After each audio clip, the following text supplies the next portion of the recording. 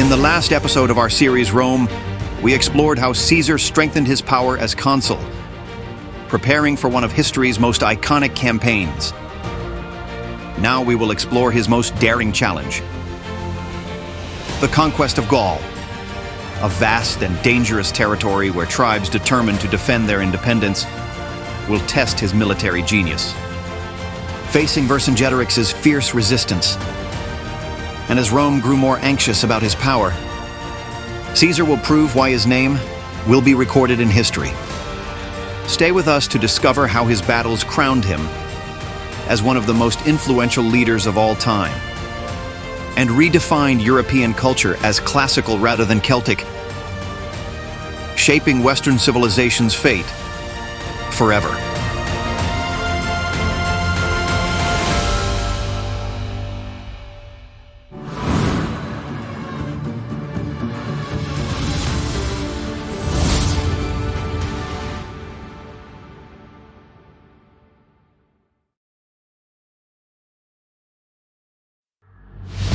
In the 1st century BC, Rome's power was unbeatable. From the golden sands of Africa to the Atlantic coasts, its imperial eagles dominated vast territories. At the empire's heart, the provinces under Julius Caesar enjoyed a fragile peace, but calm was merely surface level. Across the borders, beyond the rivers and hills that outlined Roman control, were a painful memory and a threat that never fully disappeared from Rome's collective memory: the Gauls. For the Romans, Gaul was not just a vast and wild territory, but also a source of ancient fears. 300 years earlier, the Gauls had burst through the gates of Rome itself. In the year 390 BCE, the Gauls invaded Rome, leaving a scar on the pride of the empire. Though centuries had passed since that fateful day, the echo of that humiliation still resonated in the Romans' collective memory. Every time the Romans looked north, they saw not only the lands of the Celts, Belgae, and Germanic tribes. They saw the shadow of that dark day when the Gauls had brought Rome to its knees. Now, with Caesar at the helm, those ancient tribes drew Rome's focus once more.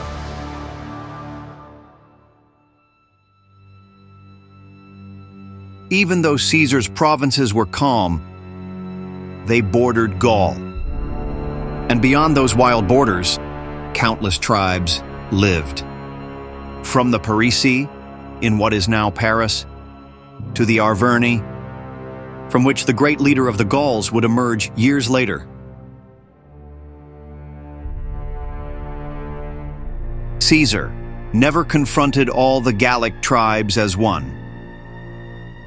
There were more than 40 independent tribes with various noble factions, fiercely competing among themselves for power and prestige. Caesar took advantage of his experience to exploit these divisions. As individuals, they were fierce and skilled fighters, but they lacked the internal cohesion and discipline that Roman units had.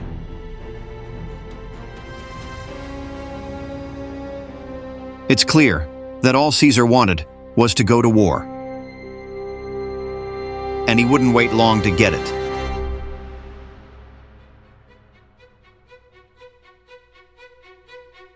During the spring of 58 BC, the Helvetii tribe, which had previously occupied a region roughly equivalent to present-day Switzerland, was migrating from the Alps toward Roman lands, fleeing the invasion of Germanic tribes.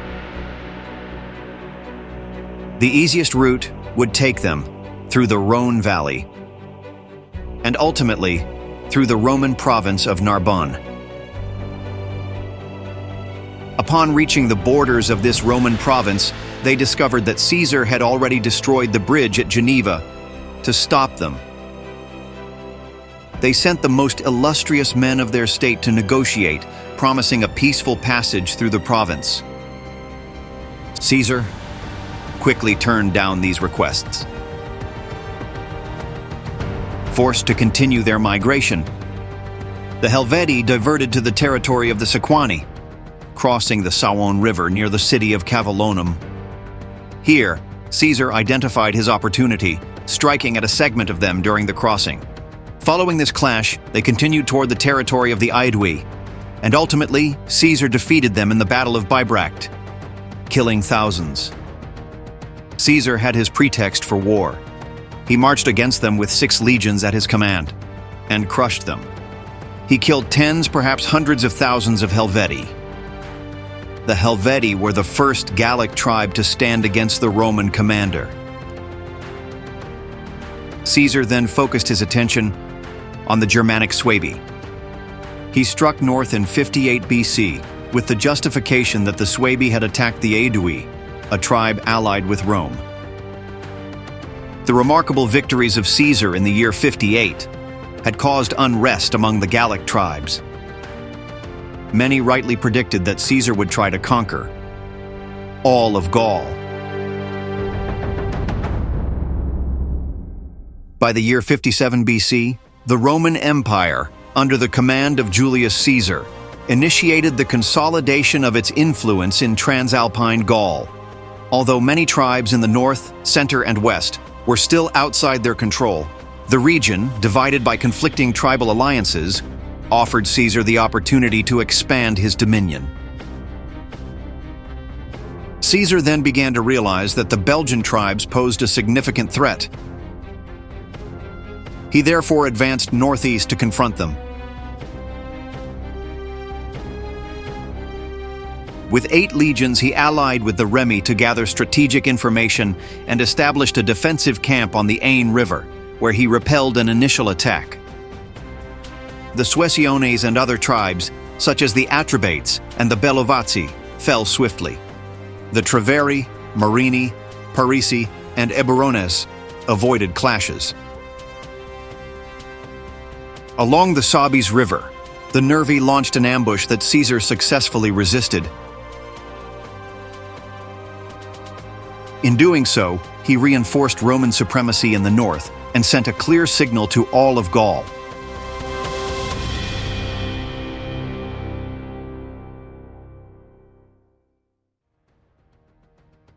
In the spring of 56 BC, Caesar focused his attention on the tribes of the Atlantic coast, primarily on the Veneti, who inhabited the Armorican region on the western shoreline, in what is now the Brittany Peninsula of present-day France.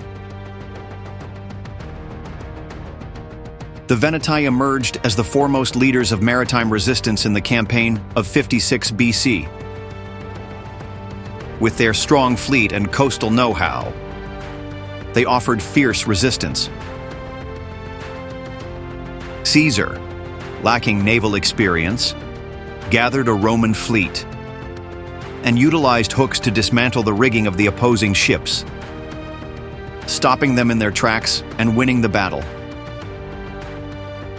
After the victory, Caesar inflicted harsh punishment on the Veneti, executing their leaders, and enslaved the population, selling them off, thus strengthening the Roman grip on the Atlantic coast.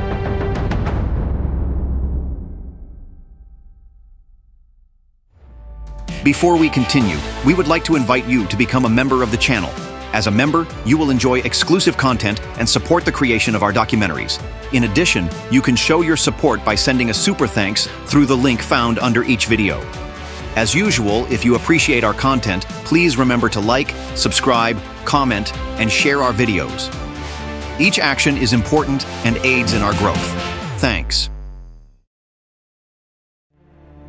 The decisive victory of Caesar against the Veneti, a tribe that led the resistance on the Atlantic coast, facilitated the fall under Roman domination of the other tribes in the western region of Gaul, such as the Osismos, Redones, Namnetes, Uneli, and Lexavi. One after another, the Turones, Pictones, and Santones capitulated without putting up much of a fight. At the same time as the main attack on the Veneti, Caesar sent his lieutenant, Publius Crassus, to Aquitania in southwestern Gaul to secure control of that area.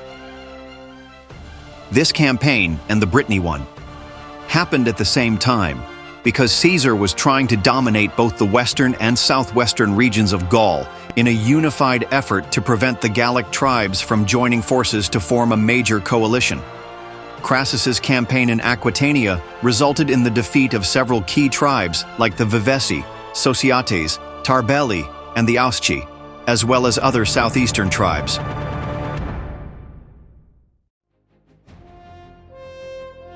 Following the establishment of Roman control in the Atlantic region in late summer of 56, Caesar launched an additional campaign in the northwestern region of Gaul. He targeted the Morini. This tribe, located in northwest Gaul, had avoided direct confrontations by hiding in their thick forests and swamps.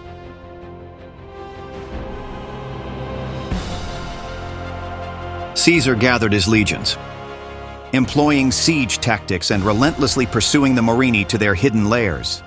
Lacking support from their defeated allies, the Morini had no choice but to surrender, which solidified Roman control over the region prior to the arrival of autumn.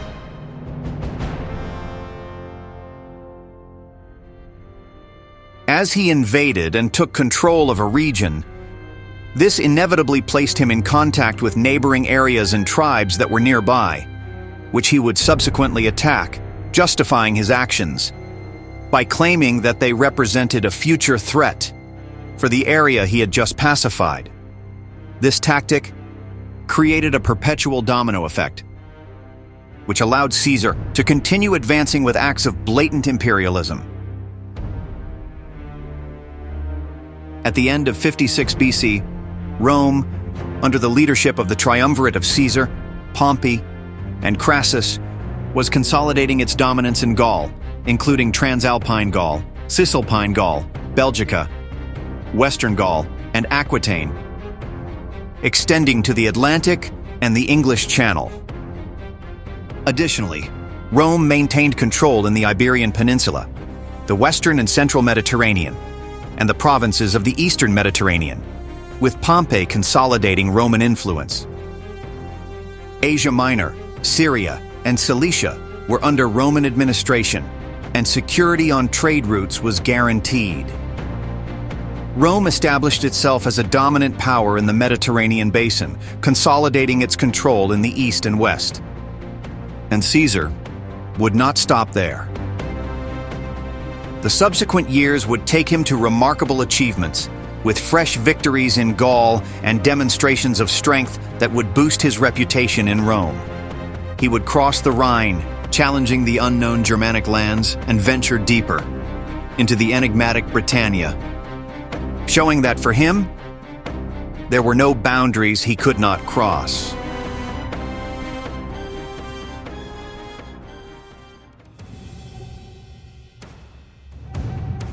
Throughout nearly 10 years of campaigns in Gaul, Caesar's actions resulted in the death of at least 1 million Gauls and the enslavement of another million.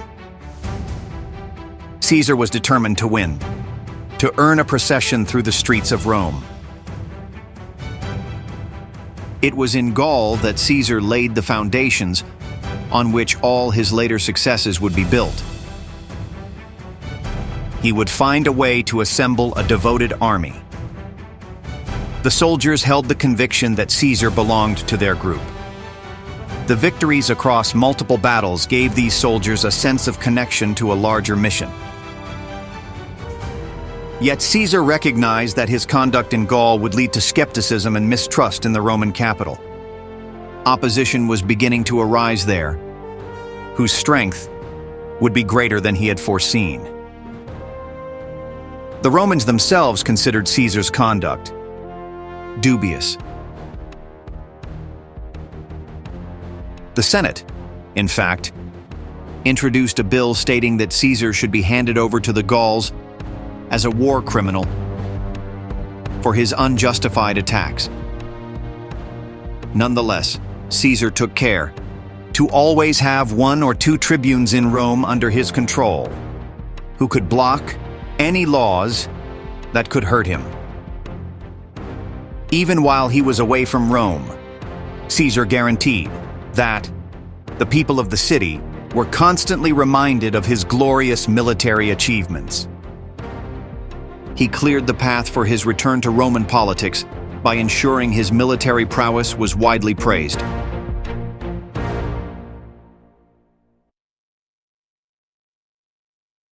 In the year 55 BC, the Rhine was at the edge of the known world.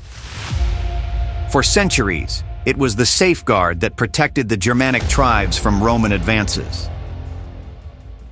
No previous army had crossed it with the force required for conquest. In 55, Caesar had already asserted his dominance over the greater part of Gaul. Yet, he faced the constant threat of Germanic tribes crossing the Rhine, attacking Rome's newly conquered provinces in Gaul. Caesar needed to demonstrate Rome's ability to project its power outside its borders. He wanted to send a clear message to the Germanic tribes that Rome was capable of reaching their lands if it was considered necessary. He also wanted to solidify his political and military reputation in Rome. Winning battles in foreign lands raised his profile and gave him the resources and public support required to fortify his political influence. In that summer, Caesar led his troops to the banks of the Rhine near today's Koblenz, a city in Germany, a vital strategic point where he aimed to create a bridge. And as he prepared to launch a punitive expedition against the Germanic tribes, commanded his soldiers to construct a remarkable wooden bridge, one of the most challenging engineering accomplishments in Roman history. The legionnaires labored without rest, knowing that the mission's success hinged on the bridge's durability. This was an unprecedented engineering achievement in scale and complexity. Caesar, alongside his engineers, had to devise a plan to construct a bridge that was not only immensely strong, but also stable and large enough for an entire legion to cross. A structure that had to support the weight of 40,000 soldiers. A bridge spanning the length of 4 football fields. The river was wide and its current was powerful. Yet that did not stop the Roman leader. The Roman engineers, renowned for their expertise, created a robust system of wooden piles firmly anchored deep in the riverbed. The soldiers labored relentlessly, chopping wood from the nearby forests. Construction moved quickly, thanks to the legion's discipline and experience. In just 10 days, the bridge stood ready. Caesar led his legions across the structure, achieving a milestone never before seen in Roman military history. The troops marched victoriously into the lands of Germania, demonstrating that no natural barrier was insurmountable for Rome. The Germanic tribes, astonished by the rapid and daring advance of the Romans, withdrew without putting up a fight. The foray, though brief and of limited strategic value, allowed Caesar to consolidate his reputation and claim the honor of being the first Roman general to lead troops into Germanic territory. The bridge, a testament to Rome's strength in overcoming obstacles, was dismantled almost immediately, a clear demonstration that the crossing was a message of power and determination. After crossing the Rhine to show his might, Caesar stood at the peak of his success in Gaul. But his ambitions did not end there. He knew he could go further, expanding Rome's frontiers into unfamiliar territories. To him, The next frontier lay to the north, across the sea, the island of Britannia. Little known and seen as a distant and perilous land, Britannia embodied the ultimate challenge. Caesar, always seeking to expand his achievements, recognized a rare chance to cement his legacy and prove his dominance over his rivals in Rome. In 55 BC, he made the decision that would impact Rome and change the course of history: to invade Britannia. The first expedition was a cautious move. Caesar assembled a relatively modest force and, with his troops, crossed the English Channel, a remarkable achievement for the Roman Empire. When they arrived in Britannia, Caesar and his legions faced a new challenge. The beaches were narrow and steep, framed by hills from which the Britons could observe every Roman movement. Even with these difficulties, the Romans managed to establish a foothold on the shore. However, their landing did not go unnoticed. They had barely begun to reorganize when they suffered a surprise attack. The Britons, united and fierce, used their deep knowledge of the terrain to hinder the Romans' advance. The invasion was brief, a preliminary attempt to assess the Britons' strength and gain insight into their organization. Realizing the resistance was stronger than expected, Caesar chose to withdraw, but with plans to return.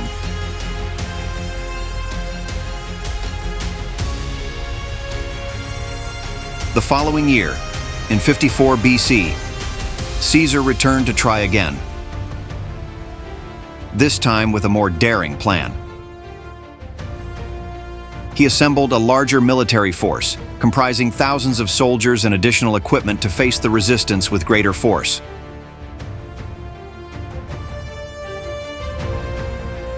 When the legions crossed the waterway again, the goal was clear: to establish a Roman base in Britannia, send a strong message to the Celtic peoples, and expand Rome's influence. The second expedition was better organized, with battles proving more decisive. Even though the terrain and local resistance posed considerable challenges, the Romans managed to advance and engage in a series of crucial battles.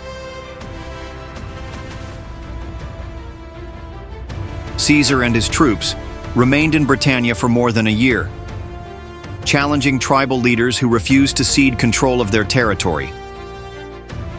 Though divided, the Britons fiercely resisted every Roman advance. After several months of intense confrontations, a few local kings, recognizing the scale of Roman power, opted to negotiate instead of continuing a war they could not win. Caesar, always pragmatic, accepted their peace offerings and finalized a treaty that established a symbolic Roman presence on the island. Although Rome's control over Britannia was neither total nor stable, being the first general to invade and subjugate part of the island solidified Caesar's fame as a leader and strategist. This success, although partial, increased his prestige in Rome and deepened concerns among his adversaries in the Senate.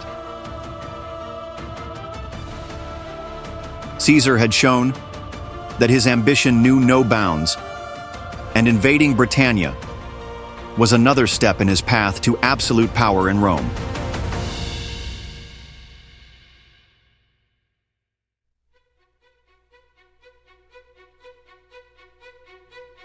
The people of Rome regarded Caesar as the greatest general in history.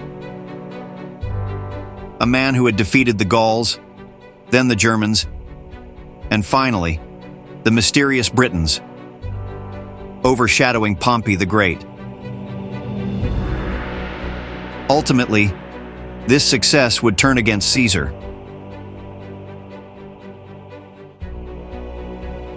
By the end of the decade, Caesar had become immensely wealthy.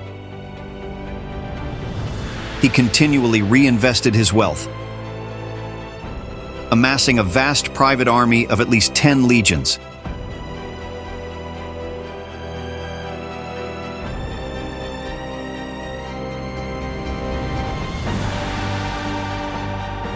Caesar's primary interest was political, rather than military. He spent his life seeking to establish a reputation through military conquests that would allow him to dominate Rome's political landscape.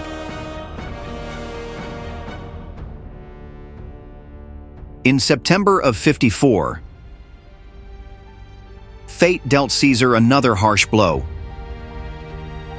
While in Britannia, a messenger arrived, bearing a sealed letter from Rome that indicated the urgency of a personal matter.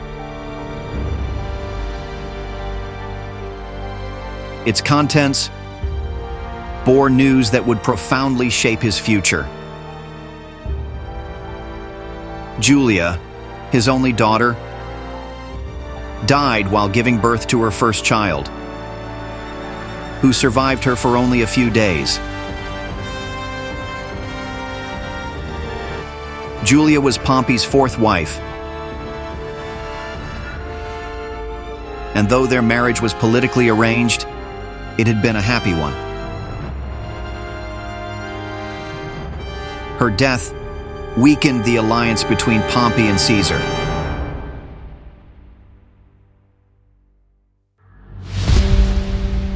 In 53 BC, Marcus Licinius Crassus, the other member of the triumvirate, eager to match the military prestige of Caesar and Pompey and expand his influence, decided to invade Parthia without the Senate's approval.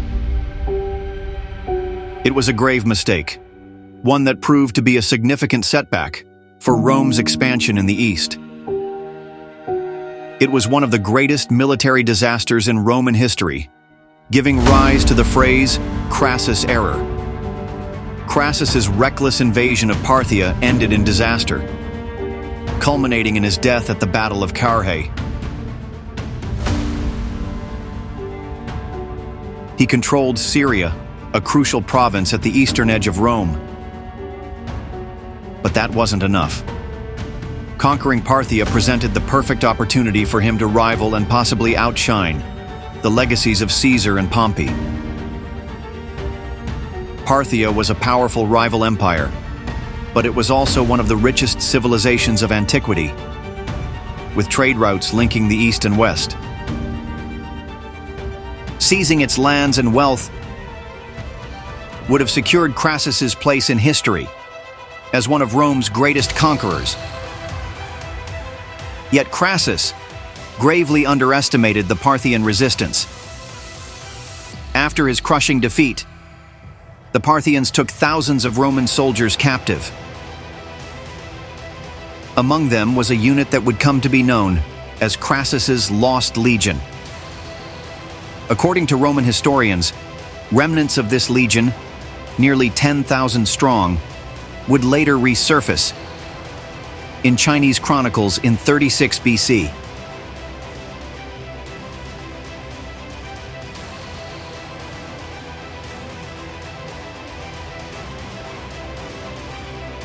The triumvirate, the political alliance that Caesar had formed with Crassus and Pompey, which had allowed him to maintain his command over Gaul without opposition, began to crumble after the death of his daughter Julia, Pompey's wife, severing the personal bond that had united them. The death of Crassus, soon after, ultimately dissolved the alliance. In turn, Caesar's triumphs in Gaul threatened Pompey's prestige and influence in Rome.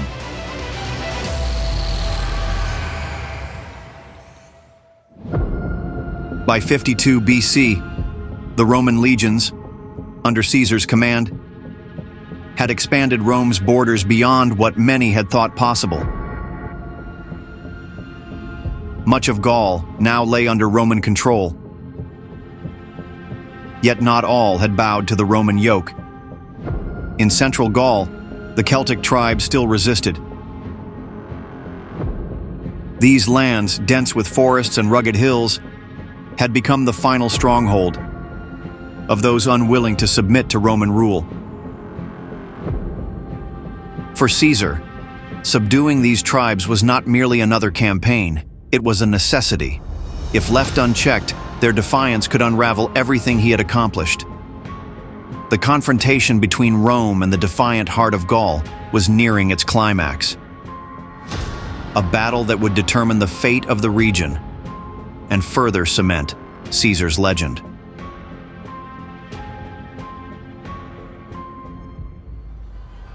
While he led campaigns along the coasts of Britannia, dark clouds gathered over the heart of Gaul. The tribal chiefs, weary of Roman oppression, began forging an unprecedented alliance.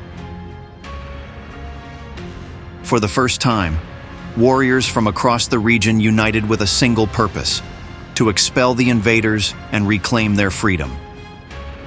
At the head of this uprising stood Vercingetorix, the formidable leader of the Arverni.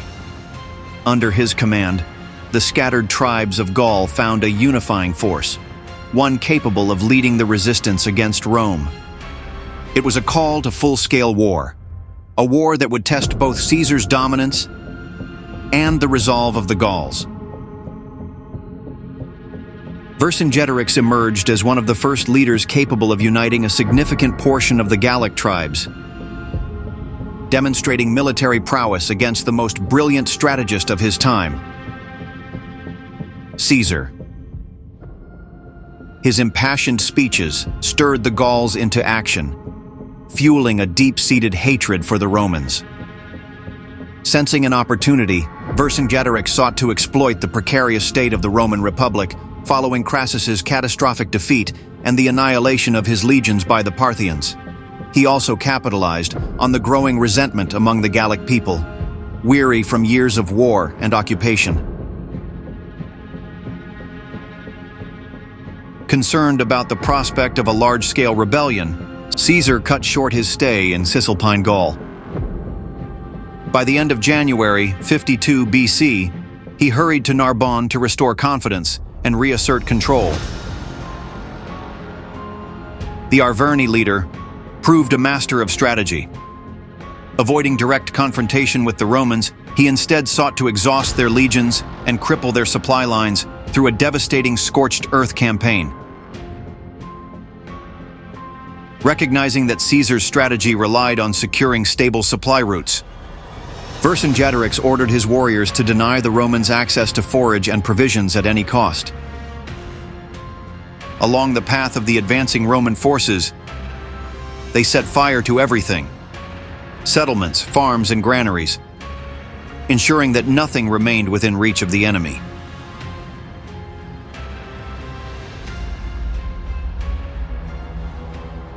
In 52 BC, Julius Caesar faced a challenge that threatened his entire campaign in Gaul: the Battle of Gergovia. The city, perched atop a fortified hill, was the stronghold of Vercingetorix. Controlling this strategic position was crucial for Caesar, but the terrain was unforgiving, and the Gauls were well prepared for a siege. Determined to claim victory, Caesar devised a bold strategy: a frontal assault to distract the enemy while a secondary force advanced from the flank. However, from their elevated position, the Gauls unleashed a relentless barrage of projectiles, halting the Roman advance. Seizing the moment, Vercingetorix launched a powerful counterattack, turning defense into offense.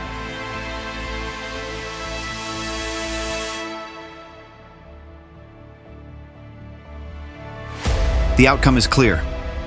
For the first time, Caesar is forced to order a retreat, leaving Gergovia in Gallic hands. For Vercingetorix and the Gallic resistance, this victory becomes a beacon of hope. For Caesar, It is a humiliating defeat, a stark reminder that Gaul will not fall without a fierce struggle.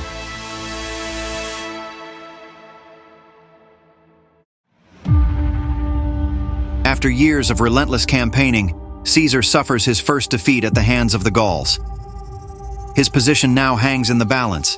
Both in Rome and Gaul, his allies begin to waver. Doubt spreads, and if Caesar cannot prove he is still in control, they will turn their backs on him. In September of 52 BC, Pompey is appointed sole consul of Rome, consolidating his power as Caesar's most formidable rival.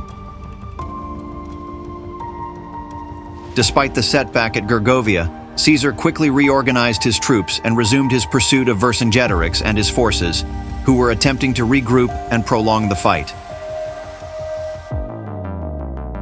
The Romans relentlessly harassed the retreating Gauls, gradually wearing them down.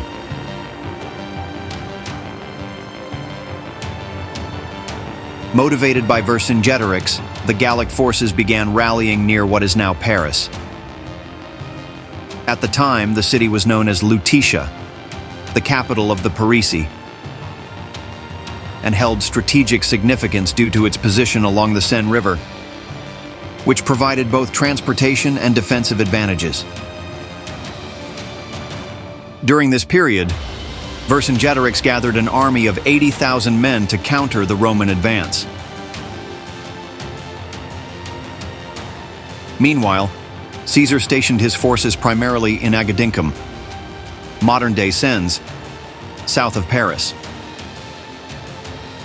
From there, he aligned his troops, refined his strategy, and ensured control over critical supply lines while monitoring Gallic movements.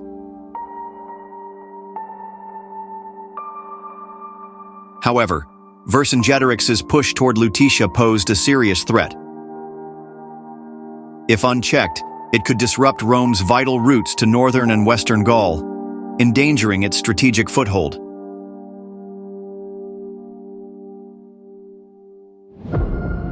Wasting no time, Caesar responded with swift maneuvers and diversionary tactics, preventing the Gauls from consolidating their position.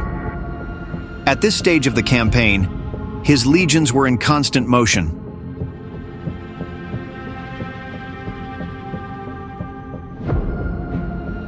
Yet, Vercingetorix soon realized that his guerrilla tactics and scorched earth strategy were insufficient to achieve a decisive victory. Understanding that a prolonged engagement in open terrain would favor the Romans, he made a pivotal decision: to retreat to the fortress of ALESIA, a heavily fortified stronghold perched atop a strategic hill. ALESIA provided a formidable defensive advantage, making it an ideal position to withstand a lengthy siege. Confident in his stronghold, Vercingetorix sent messengers to rally reinforcements from the remaining Gallic tribes, hoping to turn the tide against Rome. Caesar pursued him to ALESIA, where Vercingetorix held a formidable strategic position. Commanding around 80,000 warriors, he outnumbered the Roman forces and was surrounded by allies who could quickly send reinforcements. His plan was to hold the high ground until his reinforcements arrived, hoping they would either break the Roman siege or disrupt their supply lines with an attack from the rear. Yet Vercingetorix did not realize that what seemed like his masterstroke would soon turn into a deadly trap.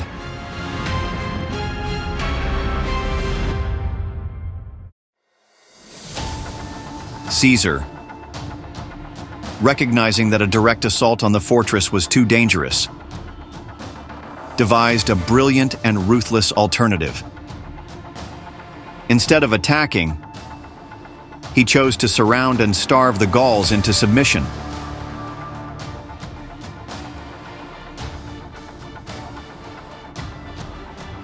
In a display of tactical genius, Caesar ordered the construction of a massive double wall around ALESIA, an impenetrable barrier designed not just to contain the Gauls, but to completely cut them off from the outside world.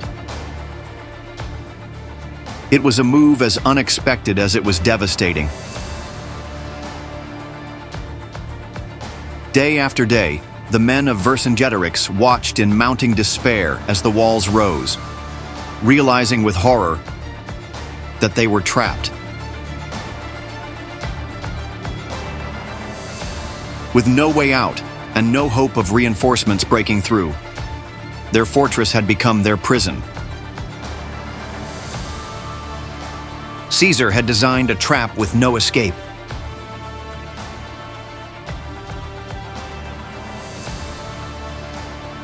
The Romans began constructing a colossal 16-kilometer wall that encircled the entire city, reinforced with palisades, trenches, and watchtowers to seal off every possible escape route. To ensure his army could endure the siege, Caesar sent large contingents to gather enough provisions to sustain his forces for the next 30 days. With the Romans now fortified and well supplied, the strategic advantage shifted entirely. The Gauls had become the hunted. Time was slipping away for Vercingetorix. Inside Alesia, 80,000 warriors, along with thousands of civilians, were trapped with no means of resupply. Famine was inevitable. That was Caesar's masterstroke.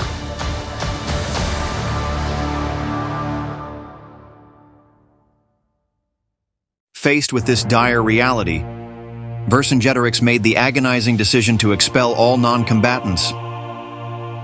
The elderly, the sick, women, and children. He gathered his top generals for a swift council, arguing that only by preserving resources for the fighters could they sustain the resistance. The leaders, understanding the gravity of the sacrifice, agreed. It was a harrowing moment in their fight against Rome.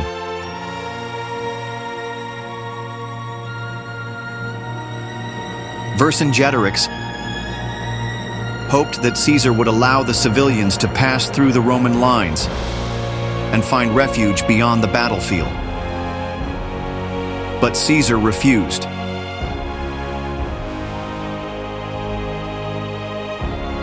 The desperate civilians, caught between the walls of Alesia and the unyielding Roman fortifications, pleaded with both sides for food and water.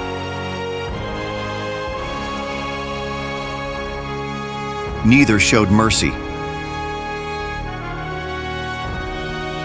Hunger and despair set in as they faced a slow, inevitable death in the no man's land between their own people and their conquerors. Then, at last, the long-awaited Gallic reinforcements arrived. Nearly 100,000 warriors, determined to break the siege. Now, the Romans were vastly outnumbered, at least 2 to 1. Among those commanding the Roman defenses was Mark Antony, facing his first major battle. Tasked with holding a critical section of the wall, he proved to be a calm and capable lieutenant. For a full week, Caesar and his men fought relentlessly, repelling attacks from every possible front. The situation grew desperate for the Romans, but the Gallic relief forces, lacking strong leadership and coordination, began to falter. Inside Alesia, the tension was unbearable. Hunger and despair gnawed at the trapped warriors, their morale crumbling as they watched their reinforcements struggle against Roman discipline and strategy. The final blow came when the Gallic auxiliaries, overwhelmed by Caesar's tactical genius, were decisively defeated. Caesar's strategy, a masterpiece of engineering and planning, had not only trapped the Gauls, but had extinguished any hope of escape or rescue. With the siege nearing its inevitable conclusion, Vercingetorix, now completely cornered, faced the harsh truth.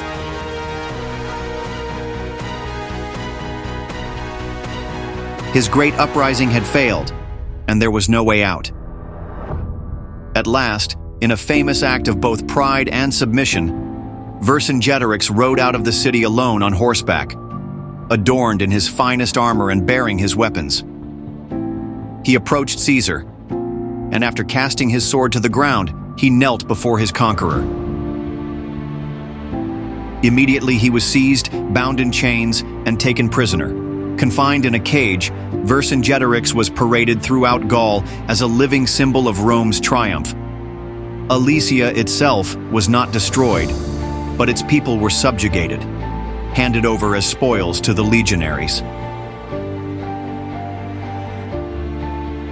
The repression of rebellious leaders, particularly the Druids, was ruthless. With the fall of ALESIA, Gaul came under Roman rule after years of brutal military campaigns led by Julius Caesar. The toll of the Gallic Wars was devastating. Hundreds of thousands of Gauls perished in battle or were enslaved. In securing Rome's dominance over more than 500,000 square kilometers, Caesar ensured a steady influx of wealth. Tens of thousands of captives sold into slavery, vast quantities of food, and an annual tribute estimated at 40 million sesterces, excluding the immense spoils collected through raids and exceptional levies. Vercingetorix remained imprisoned for several years, awaiting his final fate.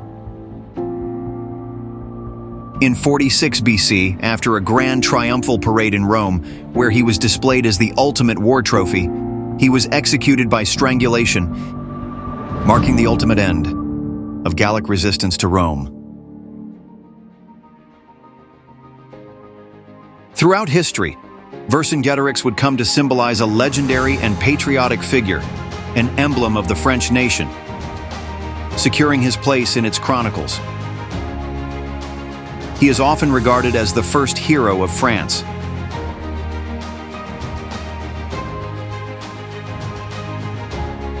With Gaul conquered, Caesar had achieved everything he had ever desired. Among the Romans, his name was both revered and feared. His wealth was immense, his power undeniable. He was ready to return to Rome as a victorious general. Yet much had changed in his absence. Pompey, now the dominant political force in Rome, viewed Caesar's riches and rising influence with suspicion. Without Crassus to balance power, the Senate, aligned with Pompey, began conspiring against him, accusing him of war crimes and abuse of power. Pompey issued a harsh ultimatum. Caesar was to disband his legions and submit to trial. A trial that, if carried out, would almost certainly seal his fate. Thus, in 49 BC, Caesar and his armies were officially declared enemies of Rome. Faced with an abyss, he made the fateful decision that would alter history forever: to march on Rome with his legions. As he crossed the Rubicon, he set in motion a civil war that would pit the titans of the Republic against one another.